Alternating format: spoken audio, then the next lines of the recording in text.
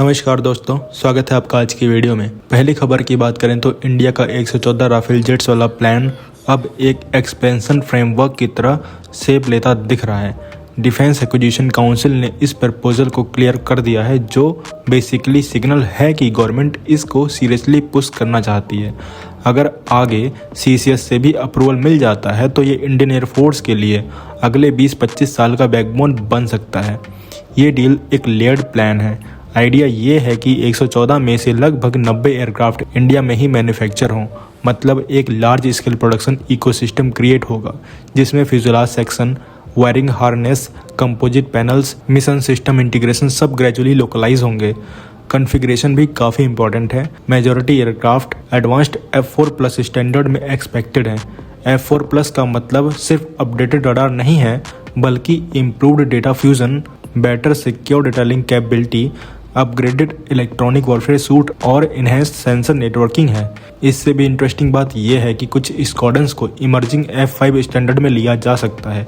F5 version को future के manned unmanned teeming concept के साथ अलाइन किया जा रहा है, मतलब ऐसे अपग्रेड्स जो लॉयल विंगमैन ड्रोन्स के साथ कोऑर्डिनेटेड ऑपरेशंस अलाउ करें।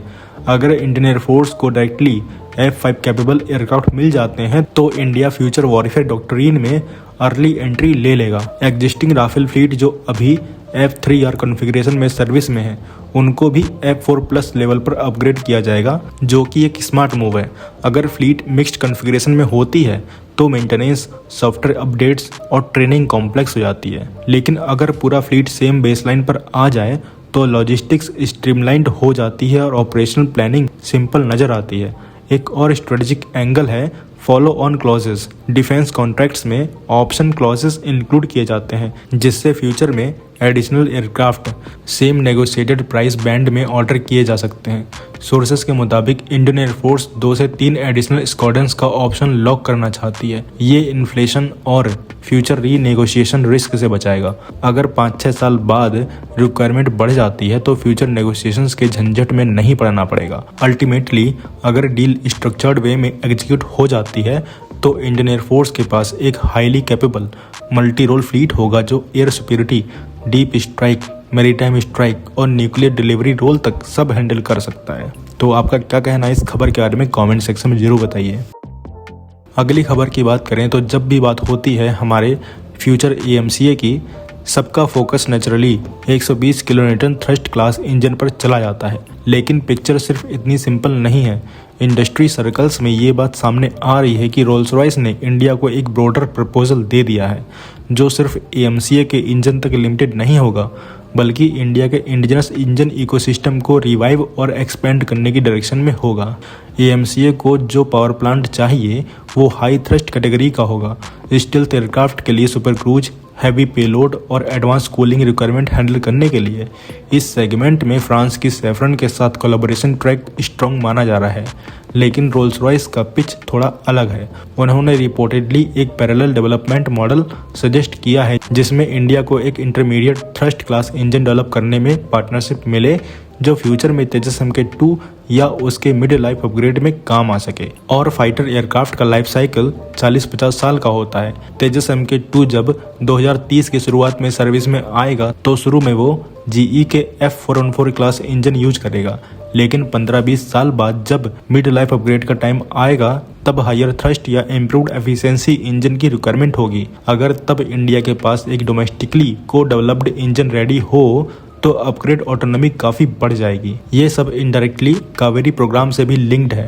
इंडिया का indigenous Kaveri engine program technically dry thrust level में प्रोग्रेस दिखा चुका है, लेकिन आफ्टर बर्नर परफॉर्मेंस और सस्टेन्ड वेट थ्रस्ट में अभी गैप है। रोल्स रॉयस जैसी कंपनी के साथ कोलैबोरेशन से turbine metallurgy, high temperature materials और एडवांस कंबस्टर डिजाइन में लर्निंग एक्सलरेट हो सकती है। अगर इंडिया एक से ज़्यादा कोलैबोरेशन ट्रैक ओपन रखता है तो लॉन्ग टर्म में प्रपल्जन सोवर्निटी बिल्ड करना आसान हो सकता है। अगली खबर की बात करें तो अगर 114 राफेल की डील फाइनल होती है तो इसका सबसे बड़ा इंडस्ट्रियल इम्पैक्ट इंजन साइड पर देखने को मिल सकता है, और राफेल का हार्ट है सेफ्रन का M88।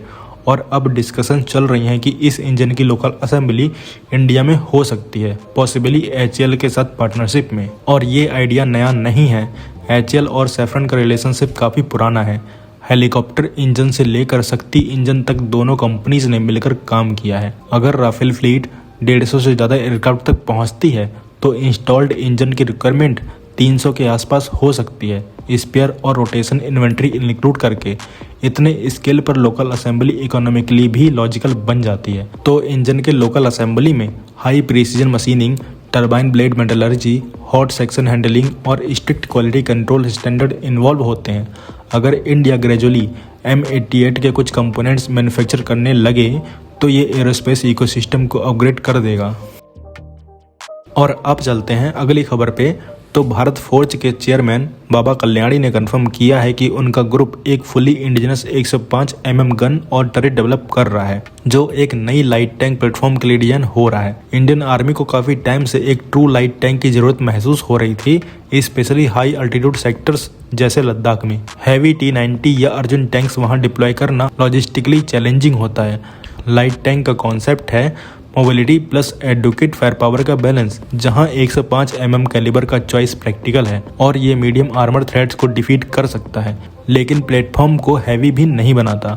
अगर ये turret modern fire control system, thermal site और स्टेबलाइज्ड गन के साथ आता है तो फर्स्ट राउंड हिट प्रोबेबिलिटी काफ़ी हाई हो सकती है। इंटरेस्टिंग बात यह है कि कल्याणी ग्रुप पहले ही 30 mm टरेट FICV प्रोग्राम के लिए बना चुका है, मतलब उनके पास टरेट इंटीग्रेशन और गन स्टेबलाइजेशन का एक्सपीरियंस ऑलरेडी है। अब वो उसी बेस पर हैवी कैलिबर सिस्टम डेवलप कर रहे हैं। अगर ये light tank successfully trials clear कर लेता है तो इंडिया के पास एक indigenous air transportable armoured platform होगा जो माउंटेनियस टेरेन के लिए ऑप्टिमाइज्ड होगा। तो आप क्या कहेंगे इन सब खबरों के बारे में कमेंट सेक्शन में जरूर बताइए। मिलते हैं नेक्स्ट वीडियो में। Thanks for watching. जय हिंद, जय भारत।